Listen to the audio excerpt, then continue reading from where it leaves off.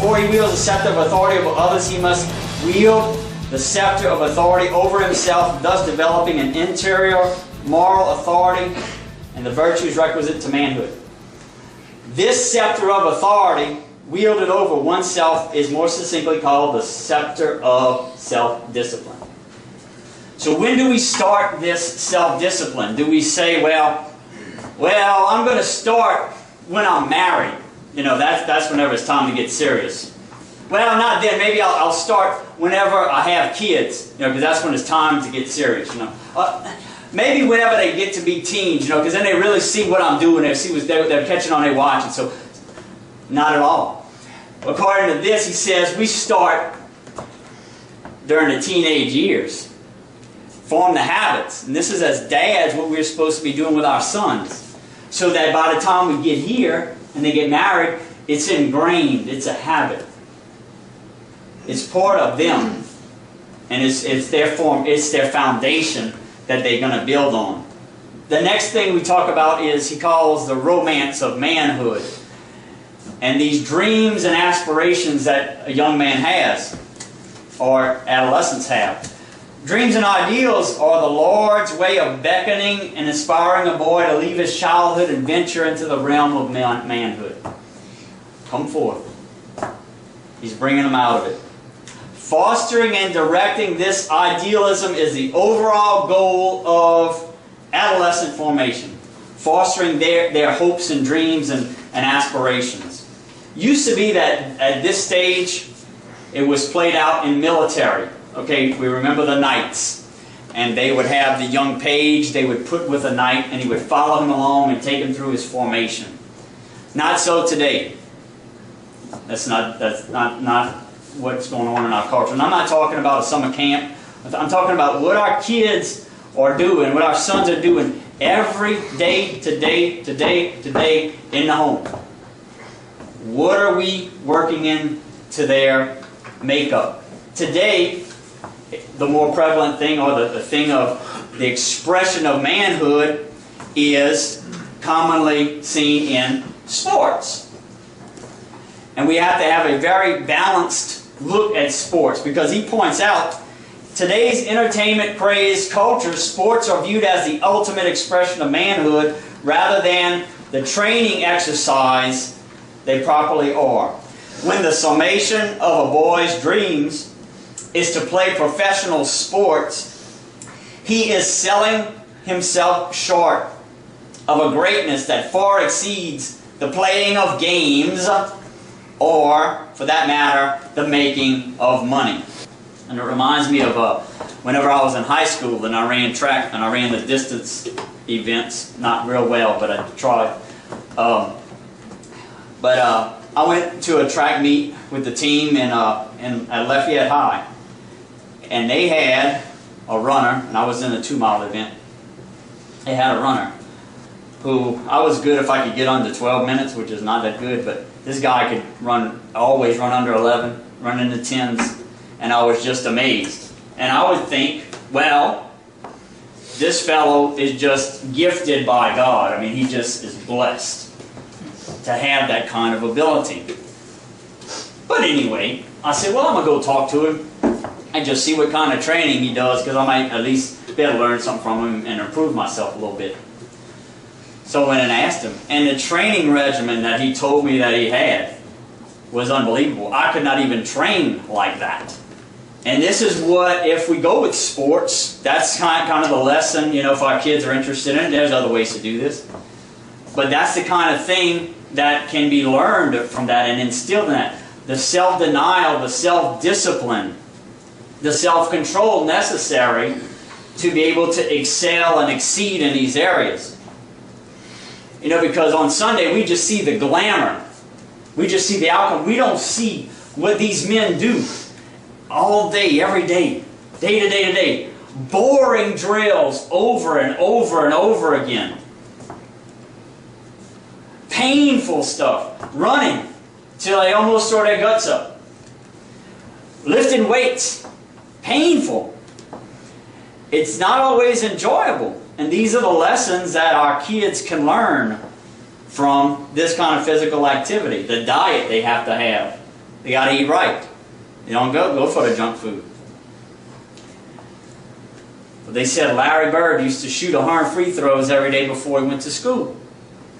I bet that got old after a while. But, like I say, results. It's all about the results.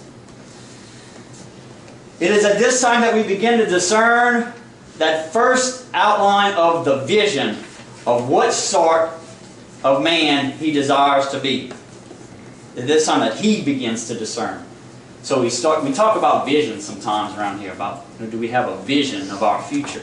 They start to experience that vision of what kind of man they're going to become. And as we talked about last time, they have to have a cause.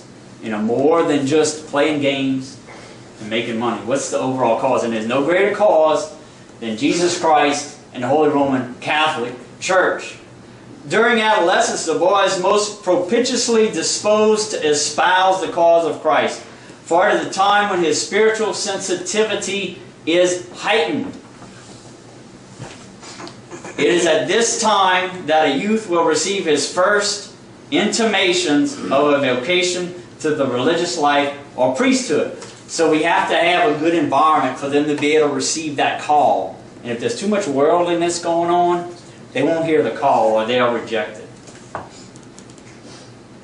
So we have to have a seedbed there waiting in case that call comes. Now, reminds me of a story.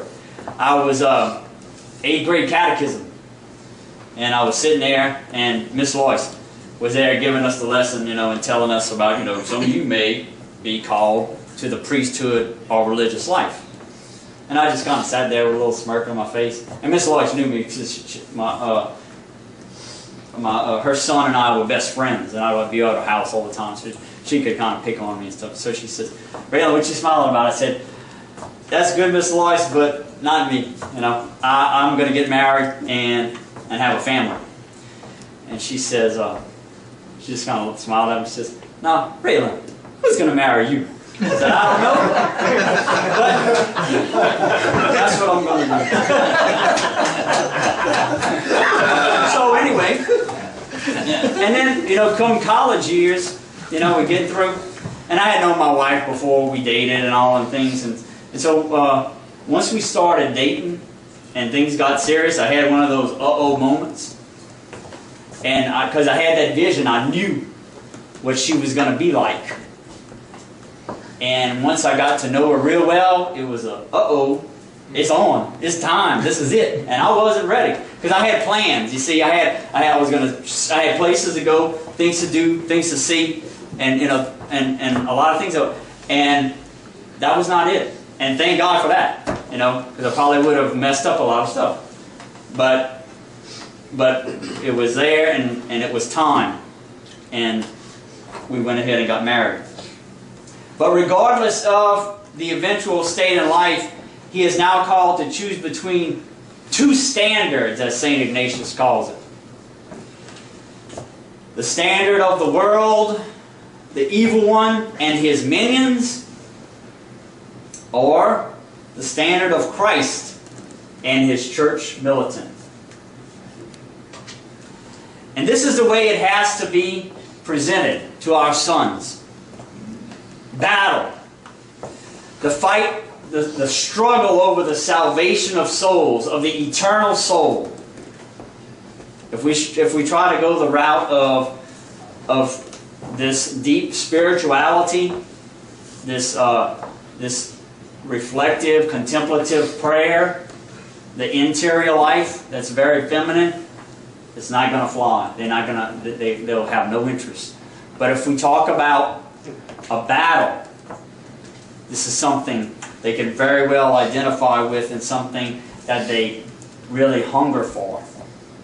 Holiness equals manhood. This is the equation that must become engraved in the young man's heart. Holiness equals manhood. And we see how it works together, this self-discipline, self-denial, self-control, scepter of self-discipline. And to have this cause is an important thing, and it's not always negative comments we get. We got this one. This is a young man that had that I hadn't talked to for months, not since last year, but he was talking to us a lot. And he says this, he chimed in last night, God bless you. Thank you for the masculine love you have shown me for a year now.